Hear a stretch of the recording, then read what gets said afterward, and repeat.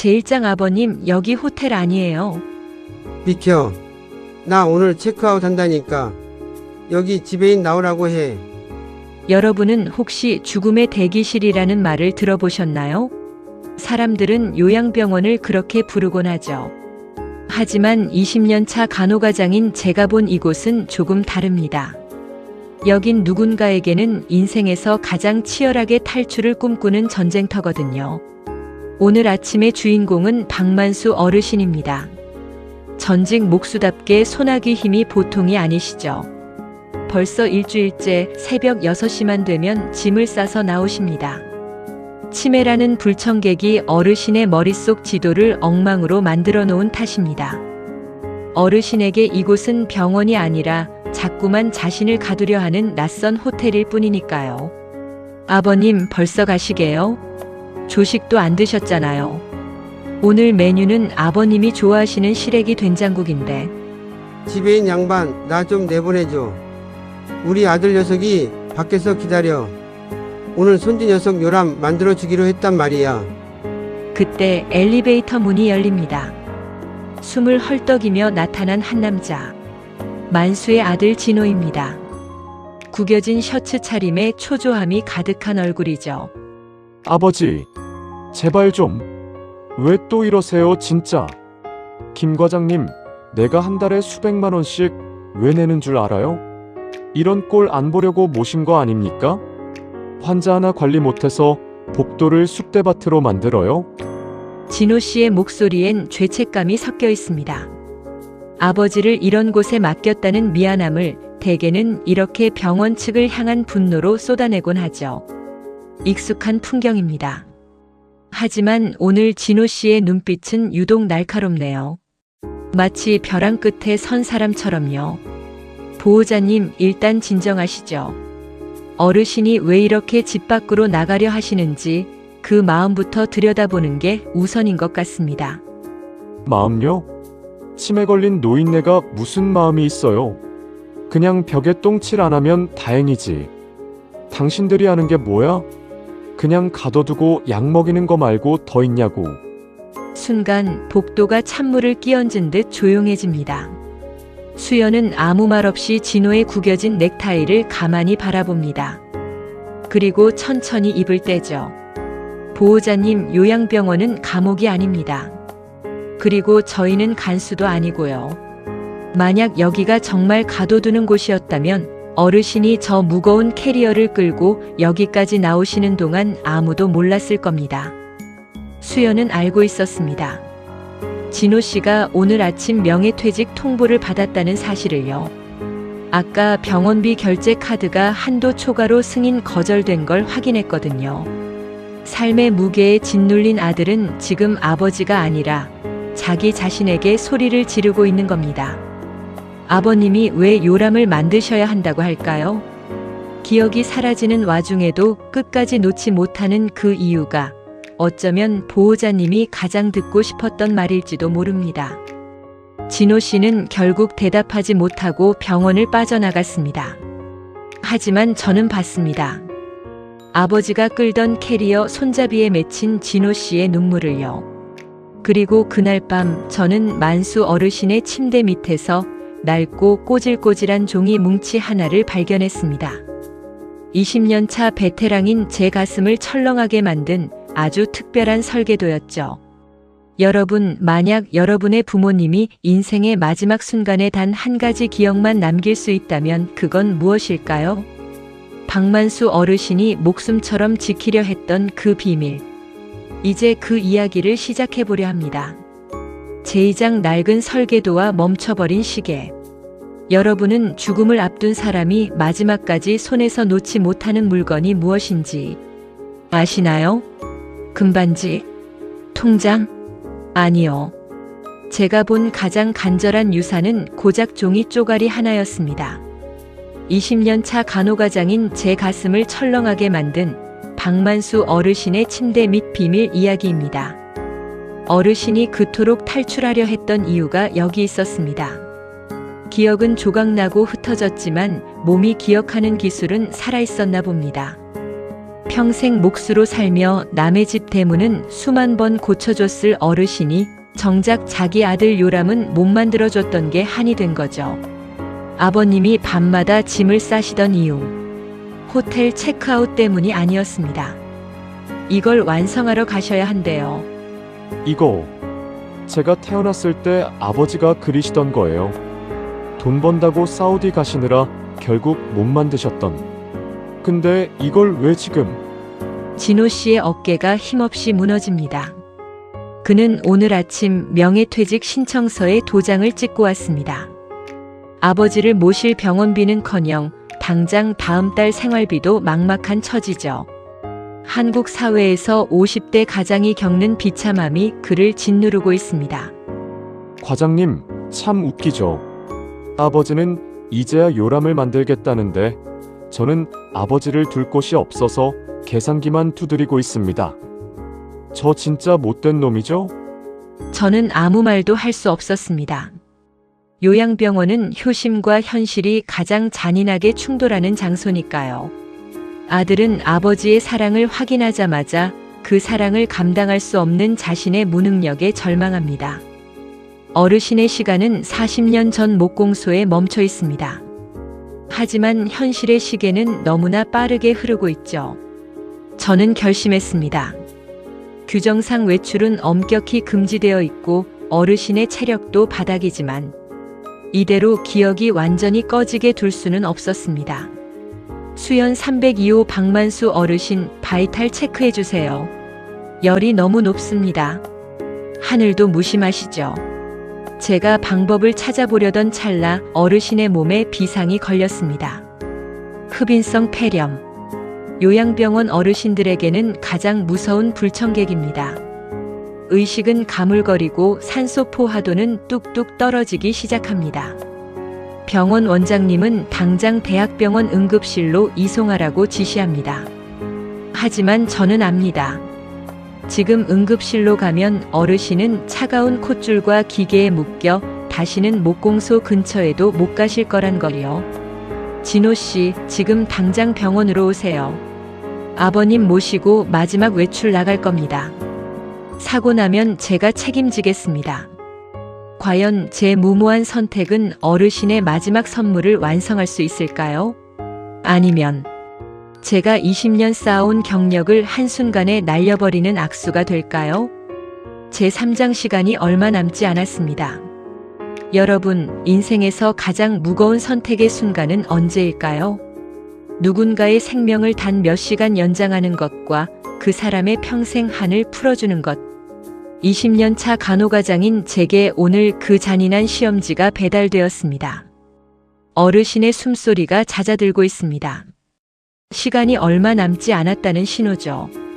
과장님, 앰뷸런스 불렀습니다. 곧 도착한대요. 대학병원 응급실로 바로 이송해야 합니다. 원칙대로라면 지금 당장 어르신을 구급차에 태워야 합니다. 하지만 저는 압니다. 이 상태로 대학병원에 가면 어르신은 낯선 중환자실 천장만 바라보다 생을 마감하실 거란 걸요.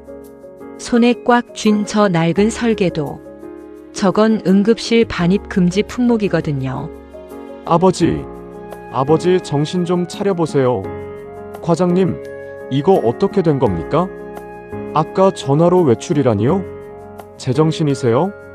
진호 씨는 제 멱살을 잡을 기세로 달려들었습니다. 아버지가 당장이라도 돌아가실 것 같은 공포가 그를 지배한 거죠.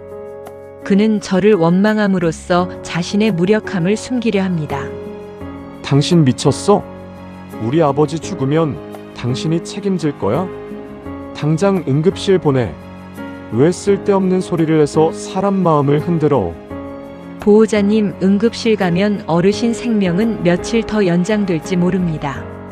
하지만 어르신이 40년 동안 기다려온 그 순간은 영원히 사라집니다. 그깟 나무 요람이 뭐라고. 사람이 살고 봐야지. 어르신이 왜 요양병원을 호텔이라고 착각하셨는지 아세요? 아들에게 미안해서입니다. 아버지가 돈 벌러 나가서 호텔 같은 곳에 있는 거다. 곧 체크아웃하고 요람 만들어주러 갈 거다. 그 죄책감이 만든 가짜 기억이었다고요. 진호 씨의 눈동자가 흔들립니다. 일기장 속에는 사우디 모래바람 속에서 꾹꾹 눌러 쓴 편지들이 가득했습니다. 진호야, 아빠가 돈 많이 벌어서 세상에서 제일 튼튼한 요람 만들어 갈게. 40년 전 약속이 박제된 채 그곳에 있었습니다. 구급차가 병원 정문에 도착했습니다. 이제 선택해야 합니다. 하얀 침대에 묶인 죽음인가 아니면 위험하지만 존엄한 마지막 외출인가. 저는 간호사 가운을 벗어 던졌습니다. 제 직업적 생명이 끝날 수도 있다는 예감이 들었지만 이상하게 무섭지 않았습니다. 진호 씨, 지금 안 가면 평생 후회합니다. 아버지가 아빠로 죽을 수 있게 도와주세요. 제가 모든 책임을 지고 같이 가겠습니다. 비가 내리기 시작합니다. 저희는 구급차를 뒤로 하고 제 개인 차량에 어르신을 모셨습니다. 산소통 하나와 응급키트만 챙긴 채요. 병원 원장님의 불호령이 등 뒤에서 들렸지만 이미 가속 페달을 밟은 뒤였습니다. 진호냐, 우리 목공소 가는 거지? 어르신의 마지막 의식이 촛불처럼 위태롭게 흔들립니다. 과연 저희는 노을이 지기 전까지 그 낡은 목공소에 도착할 수 있을까요? 그리고 진호 씨는 아버지의 요람을 받아들 준비가 되었을까요? 제사장 남한강 노을 아래서 완성된 요람. 여러분, 20년 동안 닫혀있던 문을 열어본 적 있으신가요? 그 문 뒤엔 곰팡이 냄새 대신 누군가의 평생이 담긴 나무 향기가 기다리고 있었습니다. 비는 그쳤고 하늘은 비현실적으로 붉게 물들기 시작했네요. 박만수 어르신이 그토록 돌아오고 싶어 했던 인생의 진짜 무대입니다. 신기한 일입니다. 방금 전까지 산소 호흡기에 의지하던 분이 맞나 싶을 정도였죠. 어르신은 떨리는 손으로 작업대 구석에 놓인 낡은 대패를 잡았습니다. 치매가 앗아간 기억보다 50년 넘게 나무를 만져온 손끝의 감각이 더 무서운 법인가 봅니다. 진호야, 저거 가져와라. 바닥이 아직 거칠어. 우리 손주등이 아프면 안 되잖냐? 진호 씨는 차마 말을 잇지 못하고 나무틀을 가져옵니다. 40년 전 아버지가 사우디로 떠나기 직전까지 깎던 그 요람입니다. 이제는 아버지가 아닌 아들이 그 곁에서 대패를 잡습니다. 만수의 마른 손이 진호의 손등 위를 포개어 누릅니다. 아버지, 죄송해요. 이것도 모르고, 제가 그것도 모르고 병원에만 가둬두려고 해서 정말 죄송해요. 괜찮다. 다 됐다. 이제야 다 됐어. 진호야, 사람이 집을 잘 지으려면 기초가 튼튼해야 하는 법이야. 너는 내 인생이 가장 튼튼한 기둥이었어. 그거면 됐다. 수백 번, 아니 수천 번 머릿속으로만 완성했을 요람입니다. 아버지는 아들의 손을 빌려 인생의 마지막 문장을 써내려가고 있었습니다. 저는 그저 뒤에서 산소통의 잔량을 확인하며 이 성스러운 순간이 1분이라도 더 길어지길 기도할 뿐이었죠. 마지막 대패질이 끝나는 순간 거짓말처럼 어르신의 호흡이 고요해졌습니다. 응급실의 차가운 기계음 대신 강바람에 흔들리는 나뭇잎 소리를 들으며 어르신은 가장 행복했던 시절의 몫으로 돌아갔습니다. 병원 복도에서 체크아웃을 외치던 그 간절함이 드디어 마침표를 찍은 겁니다. 아버님, 정말 멋진 요람을 만드셨네요. 이제 편히 쉬셔도 됩니다. 진호 씨는 대답 대신 아버지의 야윈 등을 꽉 껴안았습니다. 그 모습이 마치 거대한 나무가 작은 나무를 품어주는 것 같아 저는 차마 눈을 뗄 수 없었죠. 하지만 감동도 잠시 제 핸드폰이 요란하게 울리기 시작합니다. 병원 원장님의 연락입니다. 환자를 무단 이탈시키고 사망에 이르게 한 간호과장. 내일 아침 제가 마주할 현실은 아마 지옥일지도 모릅니다. 하지만 후회는 없습니다. 여러분, 저는 이제 제가 저지른 일에 대해 책임을 지러 가야 합니다. 20년 경력의 마지막이 될지도 모르는 그곳으로요. 제오장 다시 묶는 운동화 끈. 여러분, 인생의 가장 큰 사고를 치고 난 다음 날 아침을 상상해 보셨나요? 누군가는 저보고 미쳤다고 했습니다. 20년 쌓아온 경력을 고작 하룻밤 외출과 맞바꿨으니까요. 하지만 저는 압니다. 어제 제가 본 건 죽음이 아니라 한 인간이 완성한 가장 아름다운 퇴근이었다는 걸요. 병원은 원칙의 공간입니다. 제 행동은 명백한 규정 위반이었죠. 원장님의 질타가 이어지던 그때 회의실 문이 열렸습니다. 검은 상복을 입은 진호 씨였습니다. 밤새 아버지를 모시고 장례를 치르다 달려온 듯 얼굴은 헬쑥했지만 눈빛만은 맑았습니다. 원장님, 김 과장님 징계하신다는 소식 듣고 왔습니다. 어제 아버지가 가신 길, 그건 의료사고가 아니라 이 병원이 제게 줄 수 있었던 가장 큰 선물이었습니다. 진호 씨가 품 안에서 종이 가방 하나를 꺼냅니다. 그 안에는 만수 어르신이 20년 전 사우디에서 보내왔던 낡은 편지 뭉치와 어제 완성한 요람의 모서리를 깎고 남은 나무 조각 하나가 들어 있었습니다. 진호 씨는 그걸 수연의 손에 쥐어주었죠. 아버지가 그러셨어요. 집을 지을 땐 기초가 중요하다고. 과장님이 저희 가족의 무너진 기초를 다시 세워주셨습니다. 정말 고맙습니다. 저 이제 다시 살아보려고요. 명예퇴직금으로 아버지 목공소 다시 열어볼 생각입니다. 아들은 더 이상 죄책감에 떨던 불효자가 아니었습니다. 아버지의 사랑을 확인한 자식은 세상에서 가장 강한 기둥이 되기도 하죠. 원장님도 행정실장도 아무 말이 없었습니다. 그저 창밖의 햇살만 회의실 바닥을 조용히 비출 뿐이었죠. 사람들은 묻습니다. 요양병원이 슬프지 않냐고. 네, 슬픕니다. 하지만 여긴 이별만 있는 곳이 아닙니다. 남겨진 사람들이 다시 일어설 힘을 얻는 곳이기도 하죠. 저는 오늘 제 운동화 끈을 다시 묶으며 다짐했습니다. 누군가의 마지막 엔딩 크레딧이 올라갈 때 끝까지 박수를 쳐주는 관객이 되기로요.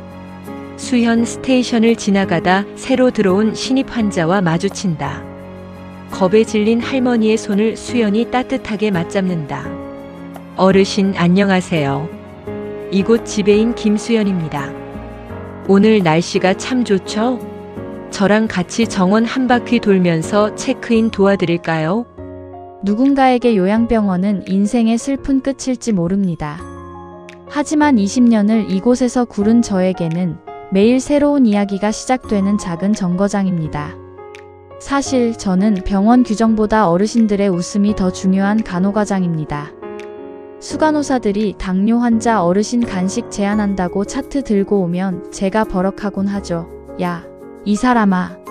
그 어르신 앞으로 사시면 얼마나 사신다고 그 좋아하는 믹스커피 한 잔을 못 드시게 해? 그냥 드시고 싶은 거 드시게 도와드려. 라고요. 오늘 밤 그분들의 손을 한 번만 가만히 잡아주세요. 그 손끝에 담긴 이야기들이 모두 사라지기 전에요. 지금까지 20년 차 간호과장의 마지막 정거장 이야기였습니다. 시청해주셔서 감사합니다.